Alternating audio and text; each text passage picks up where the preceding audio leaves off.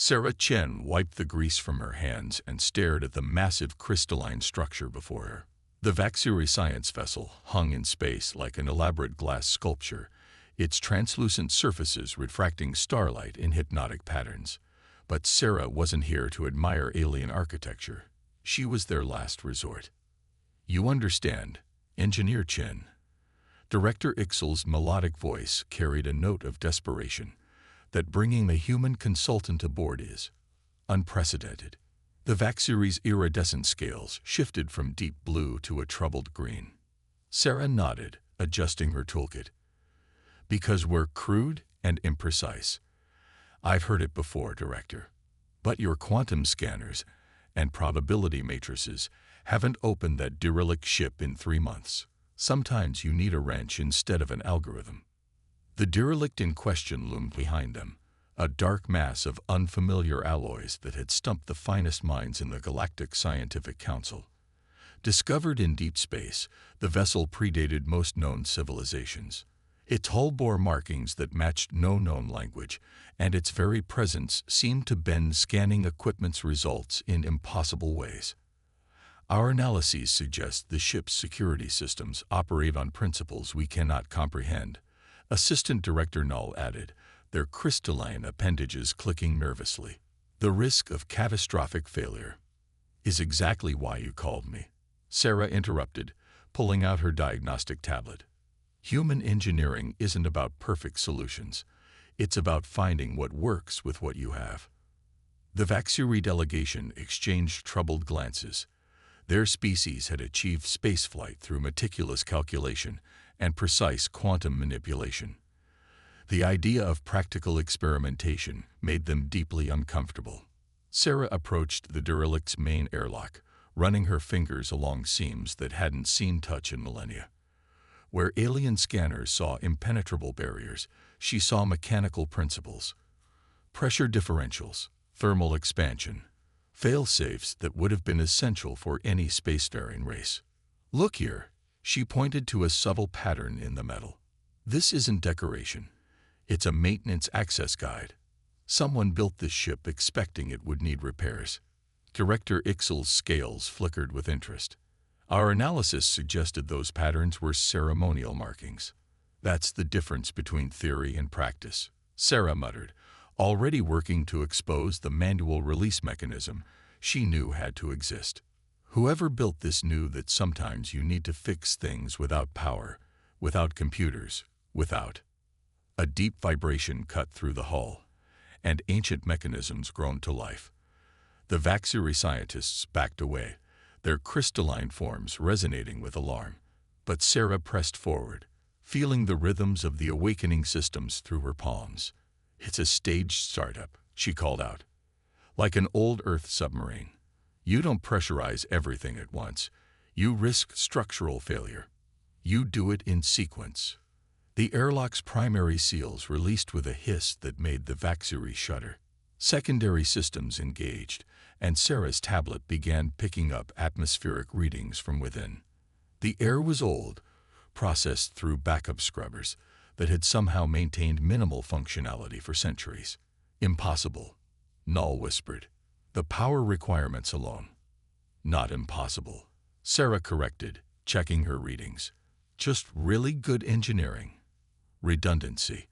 Backup systems for backup systems. Whoever built this ship knew things would break and planned accordingly." The inner door finally yielded, revealing corridors that hadn't seen light in ages. The Vaxuri's sophisticated sensors immediately began mapping and analyzing, but Sarah's attention was drawn to something more basic. Tool marks on the walls, signs of repairs and modifications made by long-dead hands. "This ship wasn't just built," she said softly. "It was lived in, used, maintained. That's what your scans couldn't understand. The human element. The imperfect, practical, necessary adaptations that keep things running in real space." Director Ixel moved closer, scales now showing the deep purple of intense scientific curiosity. Perhaps we have been approaching this discovery from the wrong perspective. We sought perfection when we should have been looking for adaptation." Sarah grinned, already examining the ship's internal systems with practiced eyes. "Welcome to human engineering, Director. It's messy, it's unpredictable, and it works." As they ventured deeper into the vessel, Sarah couldn't help but feel a connection to those unknown builders. They might have been separated by millennia, but they spoke the same language, the universal dialect of nuts and bolts, of wear patterns and jury-rigged repairs, of solutions born from necessity rather than theory. The Vaxuri would never fully understand it. Their civilization was built on precision and predictability. But as they watched Sarah work, they began to glimpse something their quantum computers had missed: the beauty of imperfect solutions, the poetry of practical engineering, and the enduring legacy of those who built not for eternity, but for the next repair cycle. It was just the beginning of their exploration, but already Sarah knew this discovery would change more than just their understanding of ancient technology. It would challenge the very way the galaxy thought about progress, adaptation, and the unique human gift for making things work. Deep within the ancient vessel's corridors, Sarah Chen's flashlight beam cut through decades of darkness, revealing technology that defied conventional understanding. The Vaxiri research team followed behind, their crystalline forms casting prismatic reflections across worn bulkheads. "These markings," Sarah murmured, tracing her fingers along a series of etched symbols. "They're not just labels, they're maintenance logs." She pulled out her tablet, comparing the patterns to known engineering notations. Someone was documenting system failures, repairs, modifications. Director Ixel's scales shifted to a curious violet. "How can you be certain?" Our linguistic analysis suggested. "Look at the wear patterns," Sarah interrupted, pointing to specific areas. "These marks are deeper, made at different times." "Engineers don't write essays, Director. We make quick notes, shorthand. The important stuff. What broke, how we fixed it, when it might break again." The corridor opened into a vast chamber that had the unmistakable feel of an engine room. But instead of conventional drives, the space was dominated by a spiral structure that seemed to fold in on itself in impossible ways. The Vaxuri's sophisticated sensors immediately began chirping in protest. "Spatial anomalies detected," Assistant Director Null reported, their crystalline appendages vibrating with concern. "The structure appears to exist in multiple configurations simultaneously." Sarah approached the spiral, her engineer's instincts cutting through the theoretical impossibilities. "It's a quantum engine," she said, recognition dawning, "but not like anything we've seen before. Look at these maintenance panels. They're designed for manual access." Manual access to a quantum system. Ixel's scales paled. The energy requirements alone mooled. "Would need backup systems," Sarah finished, already examining the access panels. "Redundancies. Ways to fix things when the main power fails." These builders understood something we've forgotten. Technology isn't just about theory. It's about keeping things running when everything goes wrong. She pulled out her diagnostic tools, basic instruments that seemed primitive compared to the Vaxuri's quantum scanners. But where their advanced technology saw only chaos, Sarah's simple voltage meter detected patterns, pulses of energy still flowing through ancient circuits. "It's still active," she breathed. "Running on minimal power, but these systems were designed to last. Not just decades or centuries, but millennia." The Vaxuri scientists crowded closer, their initial skepticism giving way to fascination. Sarah's hands moved across control surfaces with practiced confidence, reading the story told by worn edges and replaced components. "They were experimenting with something dangerous," she said, piecing together the evidence. "Something that required constant maintenance, constant adaptation. They couldn't rely on automated systems or perfect solutions. They needed the human element." Director Ixel finished, scales now showing deep indigo, the color of profound realization. The capacity to adapt, to improvise, to maintain systems that defy theoretical limits. Sarah nodded, but her attention was caught by something else. A sealed compartment, its surface marked with warning symbols that transcended language. Her tools detected energy readings that made no sense, patterns that shouldn't exist in normal space. "Director," she said carefully, "I think I know why this ship was abandoned. They weren't just experimenting with quantum mechanics. They were trying to bridge realities." The chamber seemed to grow colder as the implications sank in. The Vaxuri's crystalline forms resonated with frequencies that expressed deep unease. But Sarah was already working, her hand steady as she began to access the sealed systems. "Engineer Chen," Null's voice carried a warning tone. "The protocols for dealing with unknown don't apply here." Sarah cut in. "This isn't unknown technology. It's known technology pushed to its limits, maintained by engineers who understood exactly what they were risking. They left us a manual. We just needed to learn how to read it."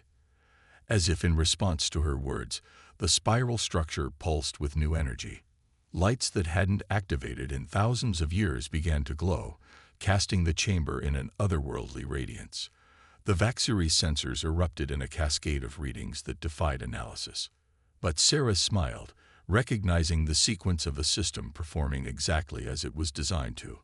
A perfect marriage of theoretical physics and practical engineering, preserved across millennia by builders who understood that the greatest discoveries required both vision and maintenance. "They didn't abandon this ship," she said softly. "They left it waiting for someone who could understand not just the science, but the necessity of keeping it running, someone who could bridge the gap between theory and practice."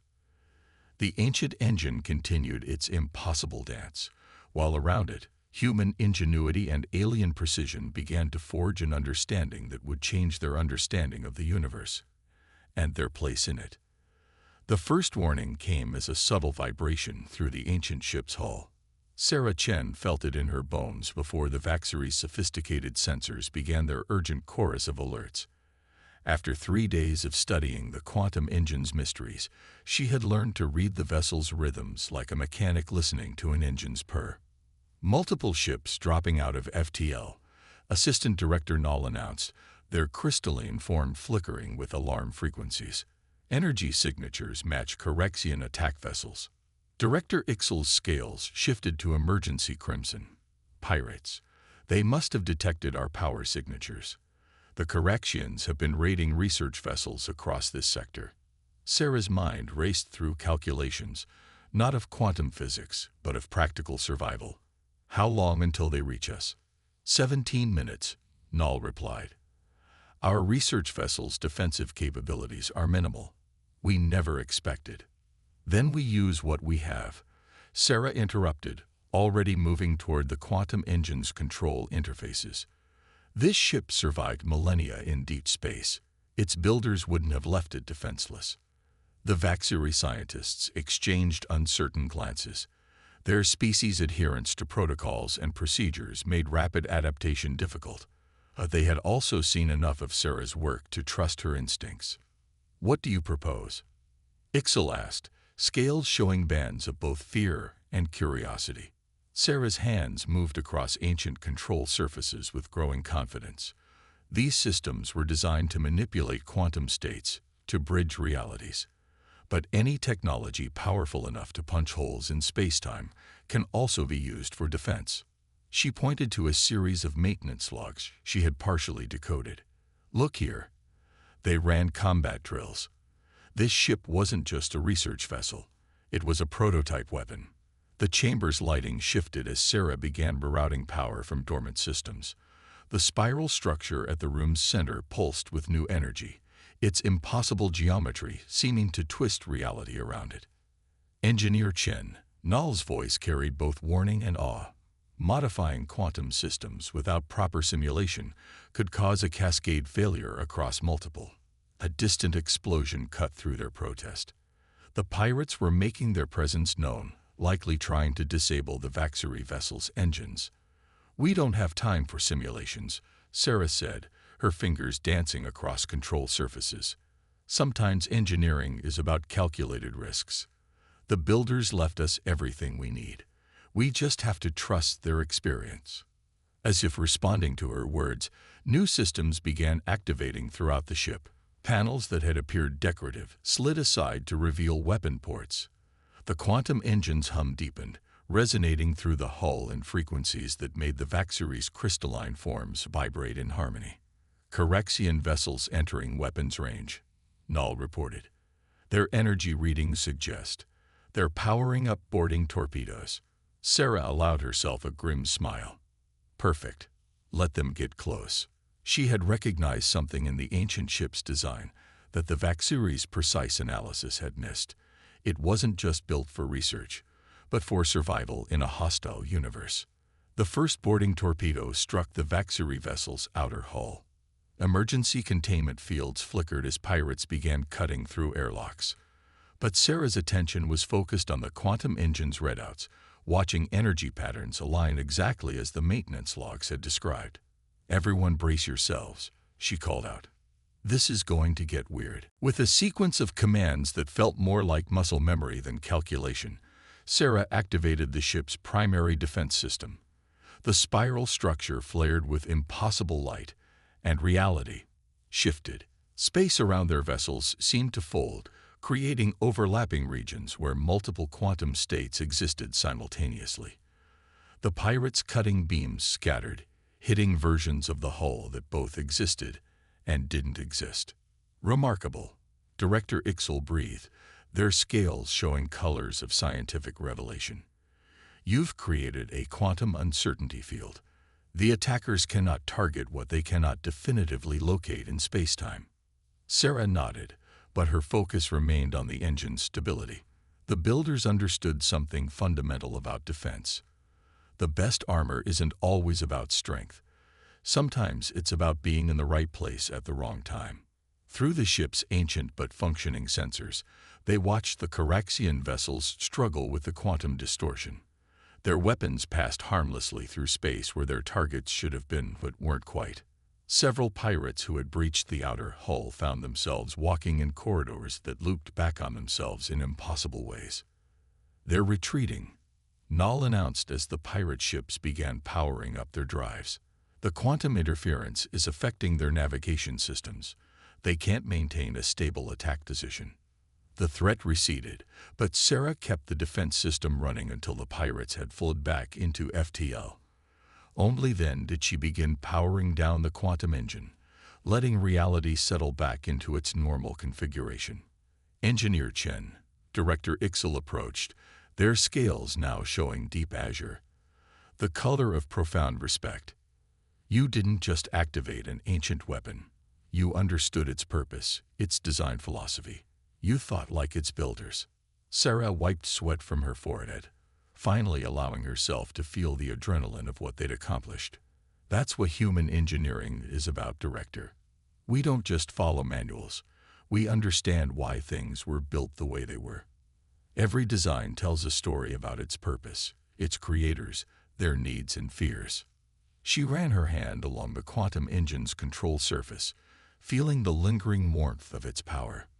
These builders, whoever they were, knew that perfect solutions don't survive first contact with reality. They built this ship to adapt, to surprise, to break the rules of what should be possible. The Vaxuri scientists began examining the aftermath of their quantum defense, their sensors recording data that would revolutionize their understanding of space-time manipulation. But Sarah's mind was already racing ahead, recognizing that they had only scratched the surface of what this ship could teach them about bridging the gap between theoretical perfection and practical necessity. The aftermath of the pirate attack left no time for celebration. Deep within the ancient vessel's quantum engine room, warning signals pulsed in increasingly urgent patterns. The defensive maneuver had worked, but it had also awakened something in the ship's systems that refused to go back to sleep. "Power fluctuations are increasing exponentially," Assistant Director Null reported, their crystalline form resonating with frequencies of deep concern. "The quantum engine is maintaining multiple reality states without active input." Sarah Chen studied the readings on her diagnostic tablet, recognizing patterns that went beyond mere mechanical failure.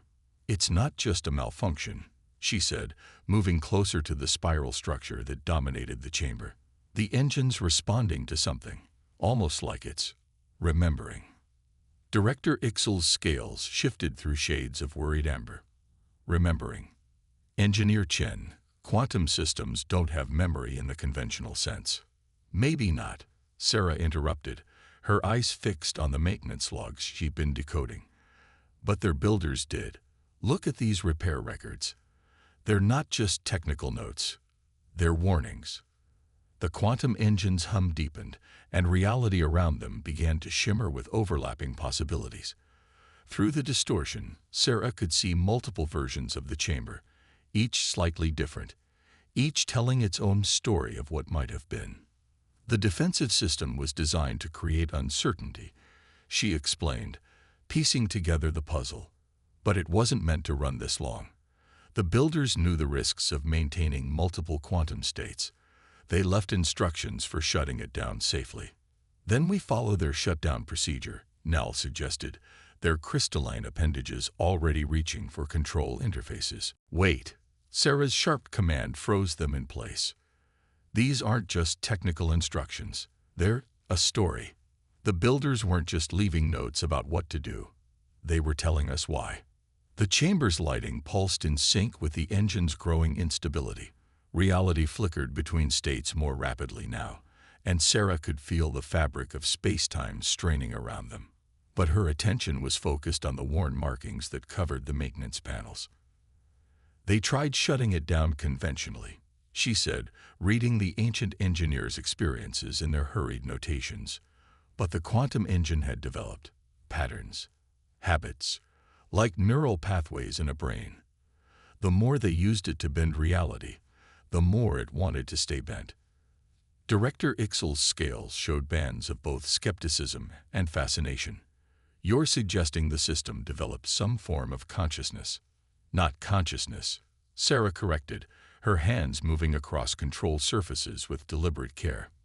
Memory, like how an old machine remembers its quirks, its sweet spots. The builders learned they couldn't just power it down. They had to convince it to let go. The Vaxiri scientists exchanged uncertain glances. Their species' precise, mathematical approach to technology struggled with concepts that couldn't be quantified. But they had also seen enough of Sarah's work to trust her intuition. How do we proceed? Ixel asked, their scales now showing the deep blue of professional trust. Sarah took a deep breath, feeling the ship's rhythms through her palms. We do what good engineers have always done. We work with the machine, not against it. The builders left us a procedure, but it's more like a conversation than a shutdown sequence. Her fingers began a careful dance across ancient controls, not forcing them to change state, but guiding them. Like calming a spooked animal, she thought, or talking down an overheated engine. Look at how they wrote these instructions. She pointed to specific markings. Short steps, pauses between actions. They learned to give the system time to respond, to adjust, to let go of each quantum state naturally. The engine's threatening hum began to change, becoming less erratic. Reality's fluctuations slowed, the overlapping states beginning to align and settle. But Sarah kept her movements gentle, patient. That's it, she murmured, more to the ship than her companions. You don't have to hold on to everything at once. Let each possibility fade in its own time. Nell's sensors registered the gradual stabilization of space-time around them. Remarkable. The quantum field is collapsing in a controlled sequence, without the cascade failures our models predicted. Because we're not forcing it, Sarah explained, still focused on her careful work.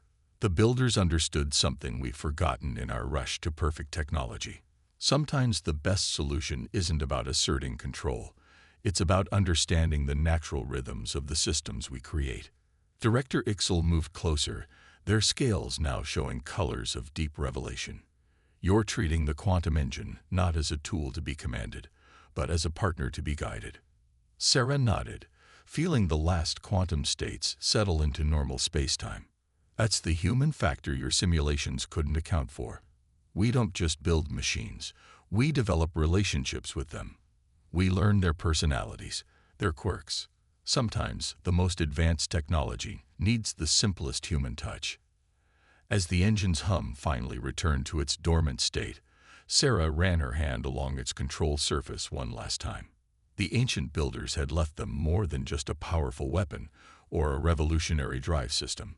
They had left them a lesson about the balance between theoretical perfection and practical wisdom, between commanding technology and cooperating with it. The Vaxiri scientists began recording the successful shutdown procedure, their precise instruments documenting every detail. But Sarah knew the most important aspects couldn't be measured. The patience, the intuition, the understanding that sometimes the best engineering wasn't about forcing solutions, but about finding the natural path through seemingly impossible problems. 1 month after the quantum engine incident, Sarah Chen stood before the Galactic Scientific Council, facing a vast chamber filled with representatives from dozens of spacefaring species. The Vaxiri delegation sat prominently in the front row, their crystalline forms refracting light in patterns that expressed support. The ancient vessel represents more than just advanced technology, Sarah explained, her voice steady despite the gravity of the moment. It represents a philosophy of engineering that we've nearly forgotten in our pursuit of theoretical perfection. Holographic displays showed images of the ship's systems, its quantum engine, and the intricate maintenance logs that had proven so crucial to their survival. But Sarah's focus remained on conveying the deeper meaning behind their discovery. These builders, whoever they were, understood something fundamental about survival in space, she continued. They knew that perfect solutions don't last. Real technology needs to be maintained, adapted, understood on a practical level. They built their ship not just to function, but to be fixed. A Meridian counselor, their gaseous form swirling with skepticism, spoke up. Yet our analysis suggests these quantum manipulation techniques violate several fundamental laws of physics. Sarah allowed herself a small smile. With respect, counselor, they don't violate the laws of physics. They work with them in ways we hadn't considered. Just as a mechanic doesn't violate the laws of thermodynamics by finding a creative way to cool an overheating engine. Director Ixel rose, their scales showing the deep purple of scientific passion. Engineer Chen's insights proved invaluable, not just in accessing the vessel, but in preventing multiple catastrophic failures. Her human approach to engineering complemented our theoretical understanding in ways we never anticipated. The chamber buzzed with discussion. Sarah could see the tension between species that valued precision and perfection, and those that recognized the necessity of adaptation and practical innovation. The quantum engine's defense system saved us from pirates, she reminded them. Not because it was perfect, but because it was designed to be unpredictable. The builders understood that sometimes the best defense isn't impenetrable armor, but the ability to adapt in ways your opponents can't anticipate. She brought up new displays, showing the intricate maintenance logs that had guided them through the crisis. These aren't just technical notes. They're a legacy, a message from ancient engineers to future problem solvers. They're telling us that the greatest achievements in space aren't just about breakthrough theories, but about keeping things running day after day, crisis after crisis. The council chamber grew quiet as Sarah's words sank in. Even the most skeptical representatives could see the implications of what they'd discovered.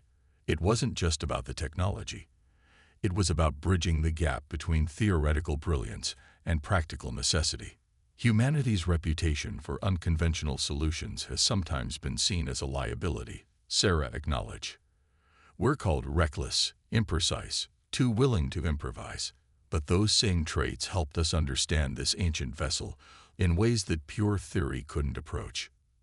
She gestured to the Vaxiri delegation. Working with Director Ixel's team showed me that we don't have to choose between precision and adaptability.